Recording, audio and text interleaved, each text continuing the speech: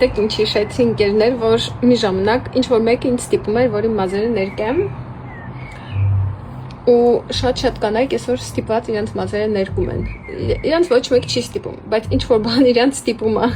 Այդ ստիպողը նույնիսկ երևի անձ չի, այլ ինչ-որ սովորույթ։ Բայց շատ բաներ կա, որ դու անում ես առանց ուզելու ու այդ փաստը ինձ ստիպեց, որ ես երբեք մազերս այլևս չներկեմ եւ չլինեմ ստիպված դա անել երբևէ։ Ամենակարևորը ես նաև ազատվեցի իմ մազերի շերտերից, որպեսզի ես ստիպված չհարդարվեմ, որովհետև երկար եւ ուղիղ մազերը իրականում ամենահեշտ խնամքն է պահանջում, ուղղակի լվանում ես, սանրում ես եւ արդեն քո մազերի խնամքը, այսպես ասենք, պատրաստ է։ Դու կարող ես մնացած քո ժամանակը տրամադրել նրան, ինչը որ դու ես կյանքում ցանկանում, ինչը որ քո համար թանկ է։ Միգուցե ջաշ պատրաստելը, միգուցե ծաղիկները խնամելը,